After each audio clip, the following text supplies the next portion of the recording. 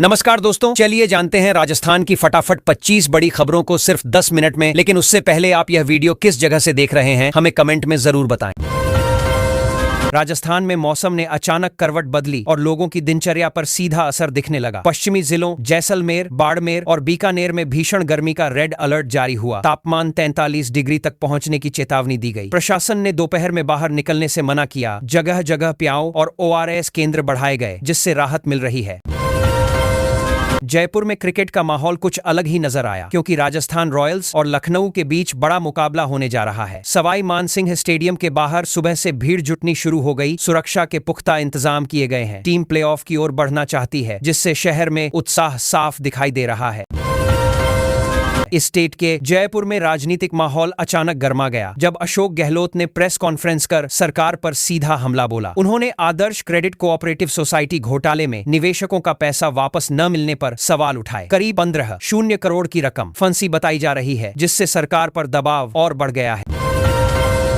राजस्थान में चुनावी हलचल धीरे धीरे तेज होती नजर आ रही है। राज्य निर्वाचन आयोग ने आगामी चुनावों को लेकर नई गाइडलाइंस जारी कर दी हैं। इस बार मतदान केंद्रों पर मोबाइल फोन पूरी तरह प्रतिबंधित रहेगा। पारदर्शिता बढ़ाने के लिए पर्यवेक्षकों की नियुक्ति और सुविधाओं की भी जानकारी सार्वजनिक कर दी गई है। राजस्थान सरकार ने सौर ऊर्जा क्षेत्र में बड़ा कदम उठाते हुए नई नीति में बदलाव किया है। निवेश बढ़ाने के लिए कंपनियों को अतिरिक्त टैक्स छूट और सब्सिडी देने का फैसला हुआ है। नए सोलर पार्कों की योजना तैयार है, जिससे राज्य का लक्ष्य रिकॉर्ड उत्पादन हासिल करना है और उद्योग को नई रफ्तार मिलने वाली है।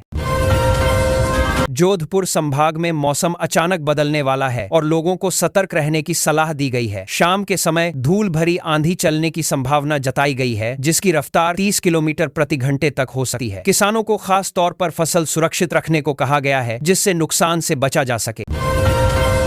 राजस्थान में भीषण गर्मी को देखते हुए शिक्षा विभाग ने बड़ा फैसला लिया है। अब स्कूलों का समय सुबह 7:30 से दोपहर 12 बजे तक कर दिया गया है। यह नियम सरकारी और निजी दोनों स्कूलों पर लागू होगा। बच्चों की सेहत को ध्यान में रखते हुए यह कदम उठाया गया है, जिससे राहत महसूस की जा रही है। भीलवाड़ा में टेक्सटाइल एक्सपो शुरू होते ही पूरे प्रदेश के व्यापारियों का ध्यान खींच लिया। 3 दिन तक चलने वाले इस आयोजन में देश विदेश के व्यापारी पहुंचे हैं। स्थानीय उद्योग को अंतर्राष्ट्रीय पहचान मिल रही है और कारीगरों को नया बाजार मिलने की उम्मीद बढ़ गई है, जिससे व्यापार को मजबूती मिल रही है।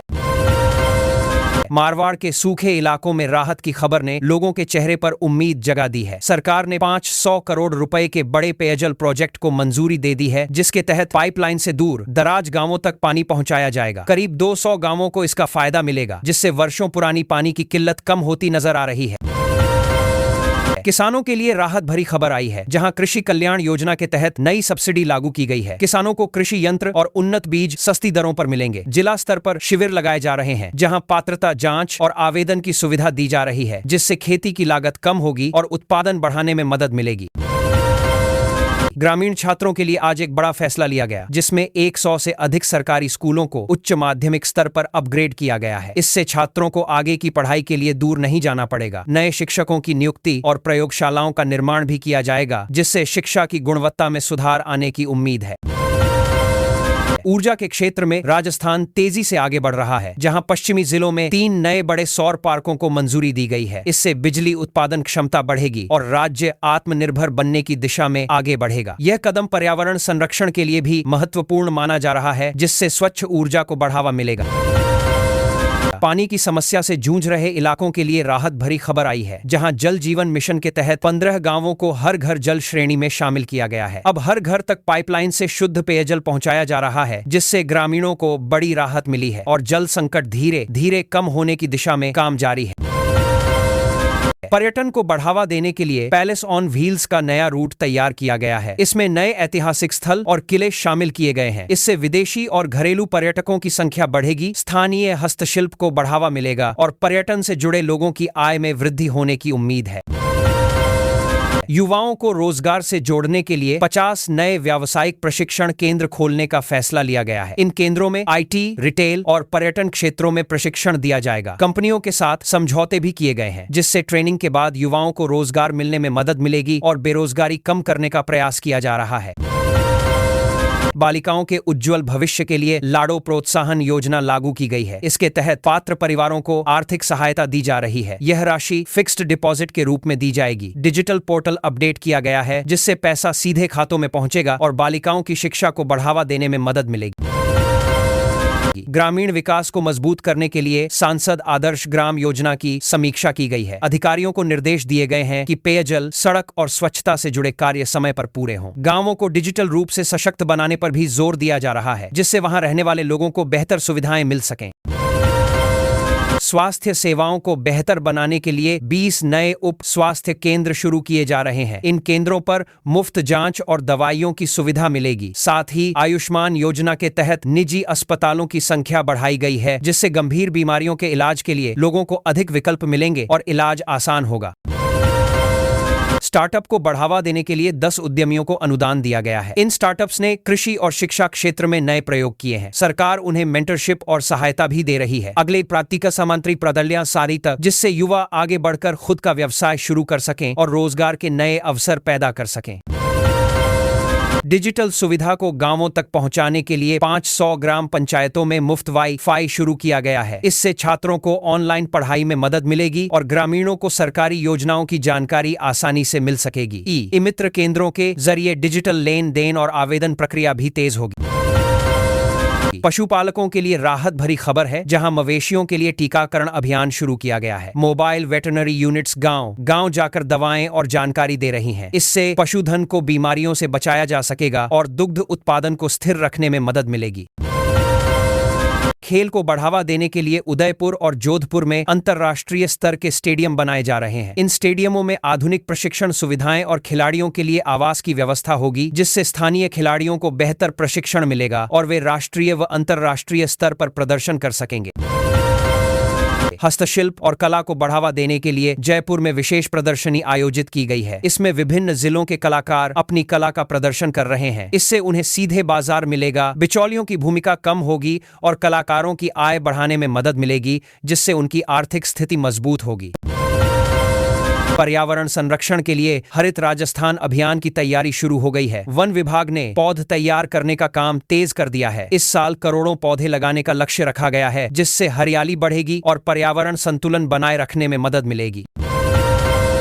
यात्रा को आरामदायक और प्रदूषण मुक्त बनाने के लिए 50 नई इलेक्ट्रिक बसें शामिल करने की योजना बनाई गई है। ये बसें प्रमुख शहरों के बीच चलेंगी। इसके लिए चार्जिंग स्टेशन भी बनाए जा रहे हैं, जिससे यात्रियों को बेहतर सुविधा मिलेगी और प्रदूषण कम करने में मदद मिलेगी।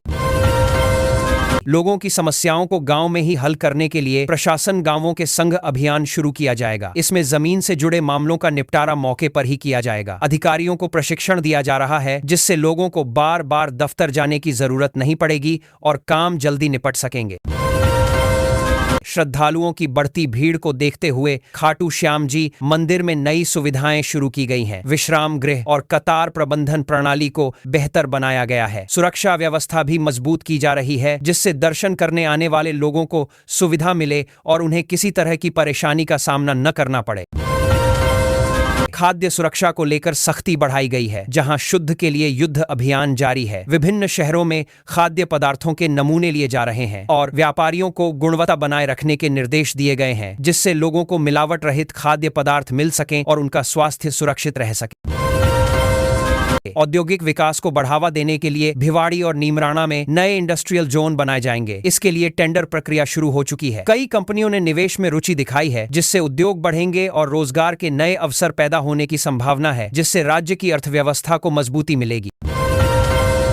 राजस्थान में गर्मी के बीच पर्यटन को नया अंदाज देने की तैयारी ने सबका ध्यान खींच लिया है। अब जयपुर, उदयपुर और जोधपुर के किले रात में भी पर्यटकों के लिए खुलेंगे। खास लाइटिंग और गाइड की व्यवस्था की गई है, जिससे लोग रात के समय ऐतिहासिक स्थलों की खूबसूरती को अलग तरीके से महसूस कर पा रहे हैं।